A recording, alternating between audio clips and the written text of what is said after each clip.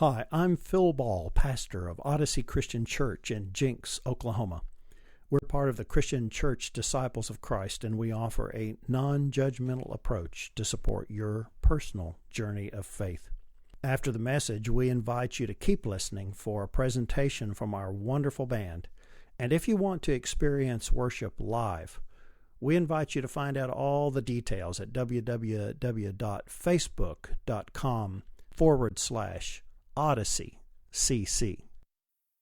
Into this, I got 3 points of interpretation that we have to be clear on, or we'll get lost in some things. And I don't want you getting lost in this. First of all, you got to remember this story is set in Palestine 3,200 years ago. Okay, it was a different culture then. Now, just trust me on that.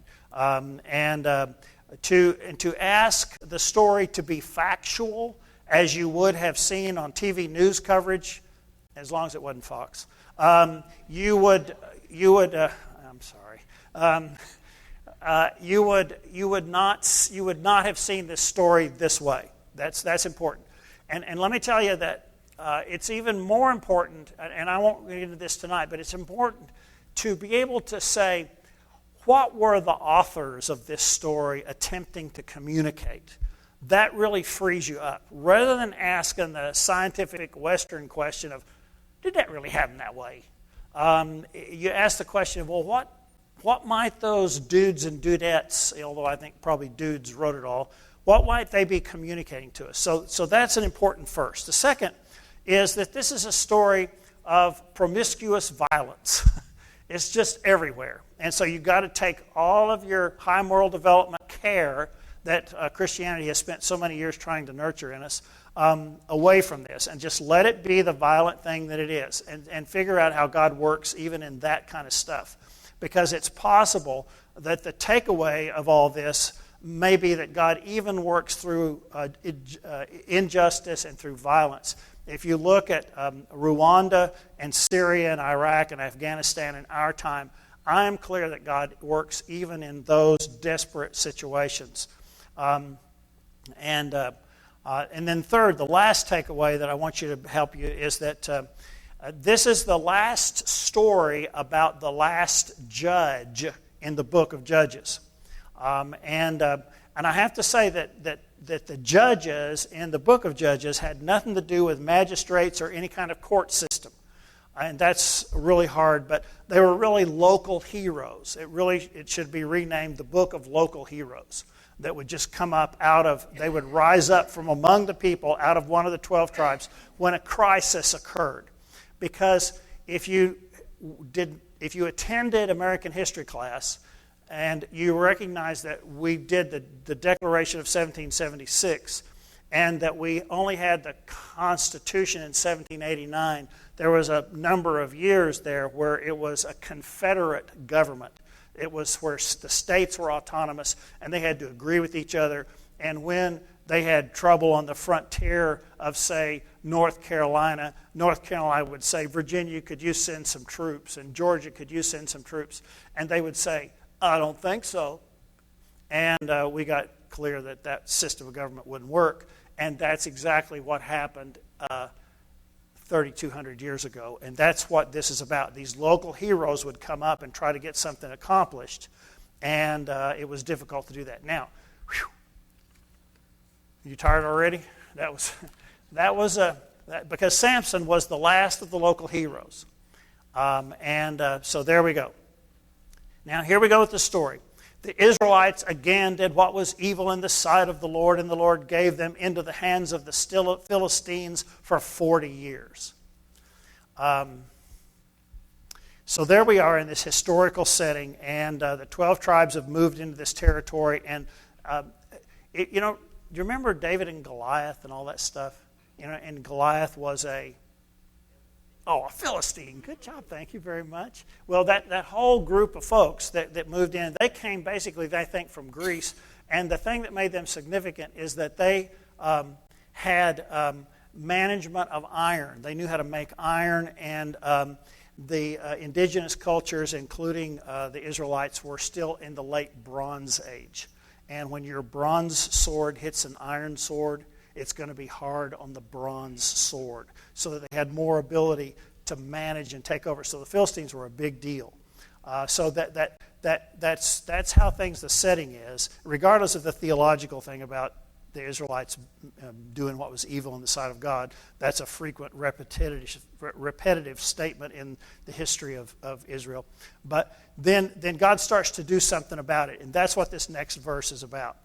There was a certain man of Zorah in the tribe of the Danites, whose name was Manoah, and his wife was barren, having borne no children.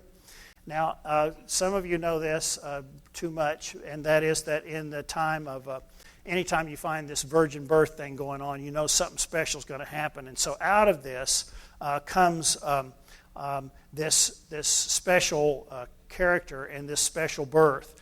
And it's like in all of the story of this, we need to get realigned and hooked in. And so the angel of the Lord appeared to the woman and said, "Although you are barren, having borne no children, you shall conceive and bear a son. And now be careful not to drink wine or strong drink or to eat anything unclean, for you shall conceive and bear a son. No razor is to come on his head, for the boy shall be a Nazirite to God from birth. It is he who shall begin to deliver Israel from the hand of the Philistines." Now, let's just say this. To be a Nazirite meant that you were real special, and you set yourself aside to be a special guy, and it was like this sense of purity. And so this woman goes and tells her husband. Her husband says, "I think you're crazy." And then the angel appears again, and so she goes and gets her husband and comes back, and they begin to talk through it all. And basically they get clear that you shall conceive and bear a son, so then drink no wine or strong drink and eat nothing unclean, for the boy shall be a Nazirite to God from birth.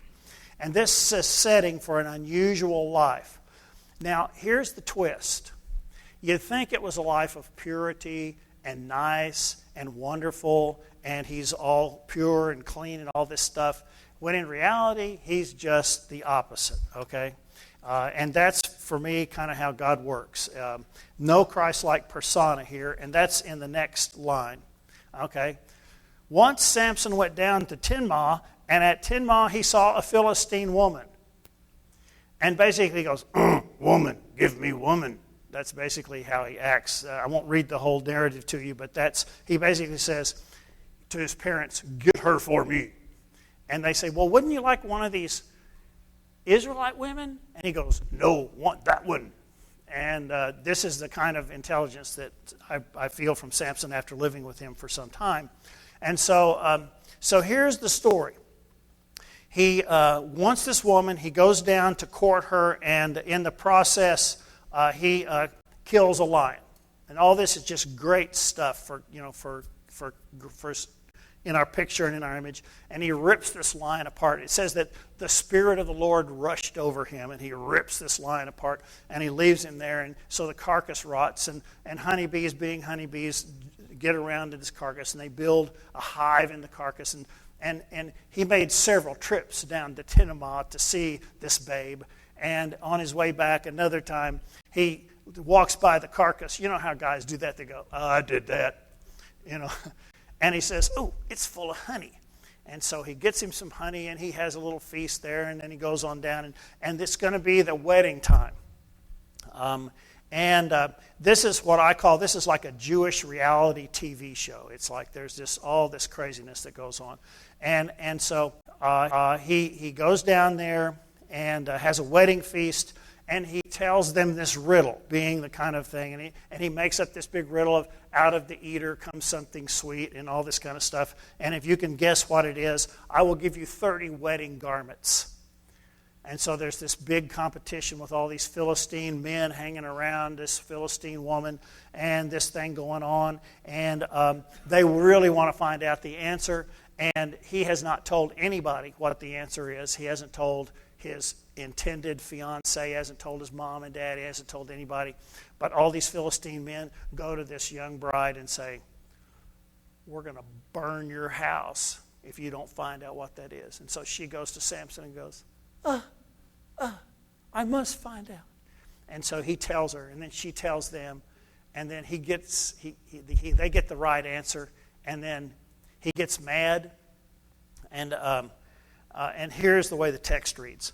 And then the Spirit of the Lord rushed on him, and he went down to Ashkelon, which is a town nearby. He kills 30 men of the town, takes their spoil, gives the festal garments to those who had explained the riddle, and in hot anger he went back to his father's house. And Samson's wife was given to his companion, who had been his best man. That's the actual text. And so, being Samson, when he gets in this big tirade, he loses his brain. And then after he's been home a while, he decides to go back and reclaim his wife. So he goes down there and reclaims his wife, except it's not his wife anymore. And so then, even though he's all this divine Nazirite purity and all these things that have happened, and he's not done that in anything at all, he decides that he's mad at all these Philistine guys and everything has messed him up. And this is just great humor. He captures 300 foxes. Where do you find 300 foxes in Palestine? I mean, this is great story stuff. And then he ties their tails together. How would you tie the tails of a fox together? I mean, if anybody had, and he puts a torch in between these foxes and he sets them loose in the fields and they burn up all the Philistines' fields. Now, this is not how to win friends and influence people. But it gets revenge for all the way that they've done that. And then the Philistines decide they're going to get him, and his compadre Israelites don't want war for the Philistines, so they tie him all up, and he agrees to be tied up. And then the Philistines come to get him, and he rushes and breaks loose all this stuff and grabs the jawbone of a donkey and kills 1,000 Philistines, according to the story.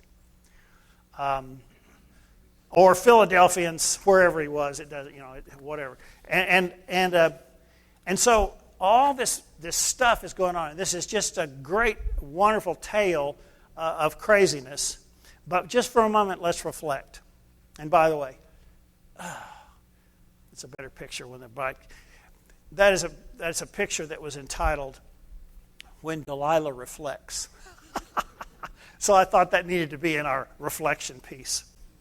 These stories are intended to reflect the nature of our human experience. We're fickle, inconsistent, impulsive, violent, vengeful, and driven by passion, as well as many other more positive attributes, but that's part of who we are.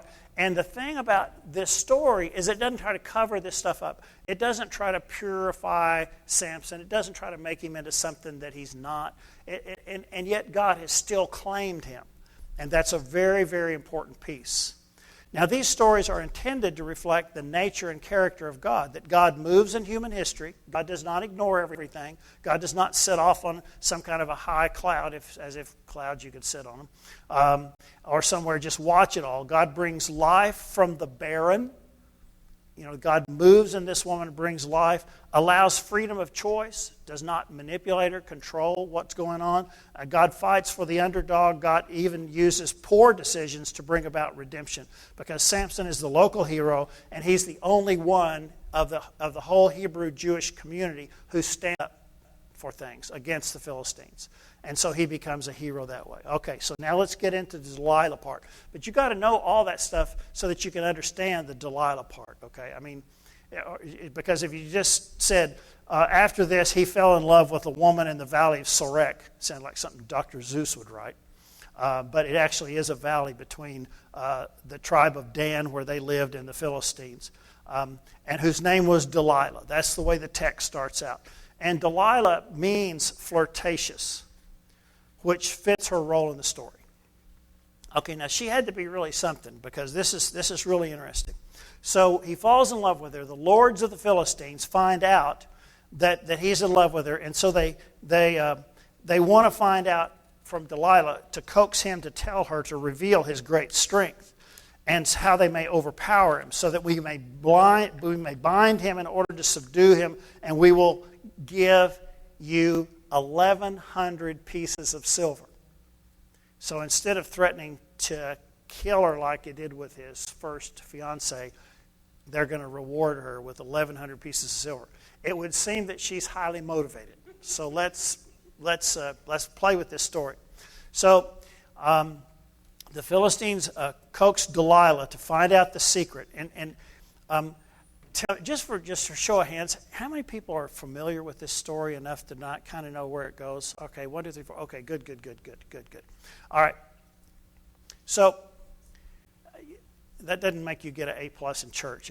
I'm just curious to where we had this. So Delilah says to Samson, "Please tell me what makes your strength great, and how you could be bound so that one could subdue you."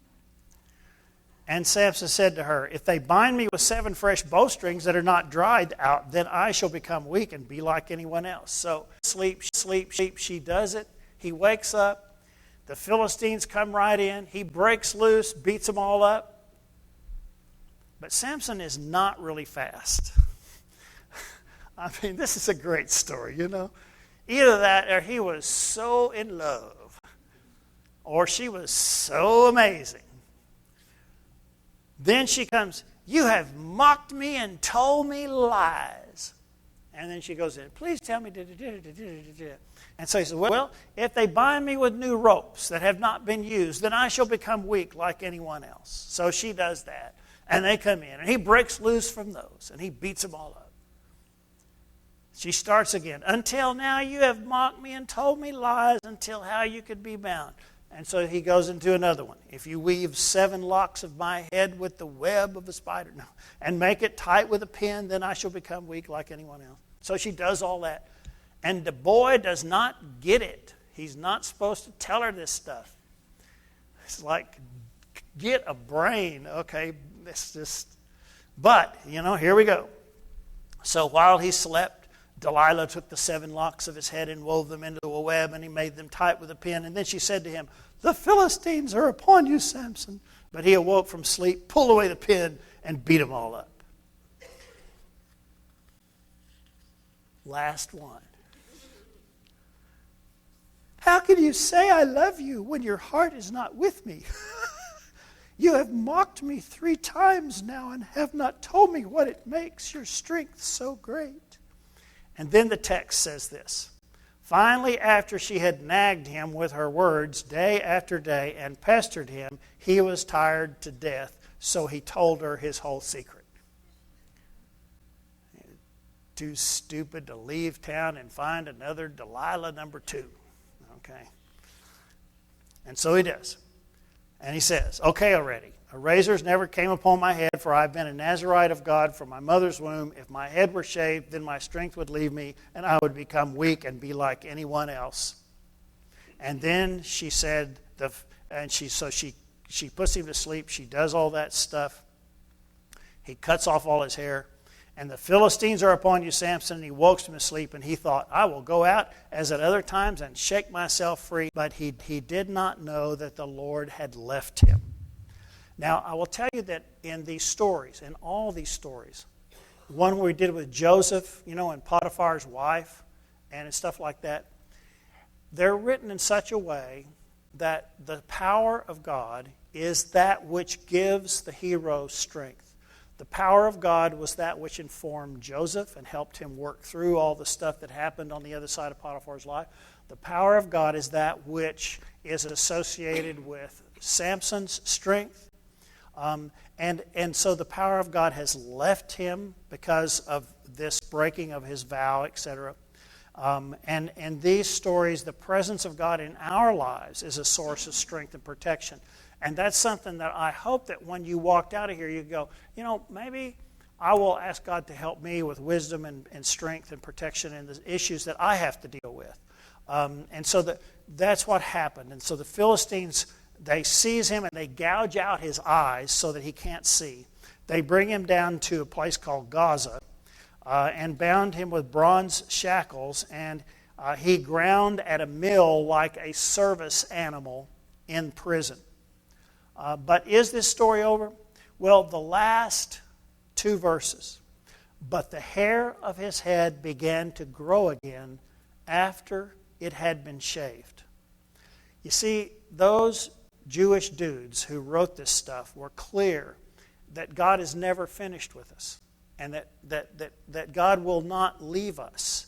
And so that he starts moving back into harmony as soon as he's finished with that. And so that's where we come to. Now the lords of the Philistines gathered to offer a great sacrifice to their god Dagon and to rejoice and say, our God has given Samson, our enemy, into our hand. When the people saw him, they praised their God, and they go through all this stuff and all these things. And so, and here's some great lines. And when, they're having a big celebration. You do know that, right? Okay, so they're having a big celebration and a big tabernacle and all this kind of stuff. And then the text says, and when their hearts were merry, which meant they'd been drinking enough. Okay. They said, call Samson and let him entertain us. I'm sorry, that thing still makes noise. I got it on. And let him entertain us. So they called Samson out of the prison, and he performed for them. And they made him stand between the pillars. And Samson said to the attendant who held him by the hand, let me feel the pillars on which the house rests, so that I may lean against them. And now the house was full of men and women, and the lords of the Philistines were there. And on the roof there were about 3,000 men and women who looked on while Samson performed. And then Samson called on the Lord and said, Lord God, remember me and strengthen me only this once, O God, so that with this one act of revenge I may pay back the Philistines for my 2 eyes. Now let me do a little quick. You know, even with this statement, while he's asking God for help, he is consistently thinking only of his personal self and his own revenge. You see, I mean, that just always blows my mind. He is so selfish all the way through here, and yet God is using him for God's ends. And Samson grasps the 2 middle pillars in the house rest, and he pulls them all down, and everybody dies, kind of like the end of a science fiction movie.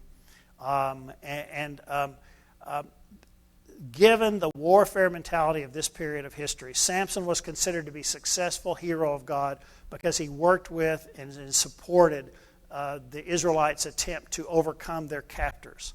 And this whole thing, in my opinion, gives us each support in embracing and depending on God's support in our lives, even when we don't think we deserve it or we've done all the wrong things. That line about, but the hair on our heads will begin to grow again after it has been shaved. And do you remember when we were looking at 3 or 4 weeks ago at the movie The Kingdom of Heaven? And if you remember, Balin of Ibsen. Orlando Bloom. Thank you, ma'am. He goes to Jerusalem, and he finally gets there, and he goes up on the hill where Christ was crucified, and he bears that little cross that belonged to his wife. And he says, God has deserted me. He says, I stood up there all night on the hill, and I didn't feel anything. God has abandoned me. I think that's the appropriate term. And yet, God had not abandoned him. God used him to save everybody in Jerusalem through his courage, through his self-esteem, his stamina, his energy. And it's like, whenever you and I feel that, I want you to remember this story, that in my opinion, Samson is probably from my standpoint, as an ethicist, he's one of the least deserving people who broke his vows all over the place, but God had claimed him, and God has claimed you. And so I invite you to call on the Lord in your daily experiences, even in the mundane, less dramatic issues of being in a temple and having to push off everything or whatever it is you do. If God can work with Samson, certainly God works with you. Let us pray. Dear God, we do come to you without a complete understanding of how you work or why you work, but at the same time we know you do. And we praise you and ask you to be part of our lives, that you will help us even when we fail to ask, that you will lift us up and show us appropriate ways to bring more life and possibility into our lives. And we give you thanks that you've given us these crazy but awesome stories. And in your name we pray. Amen. This song is called Your Love is Like a River.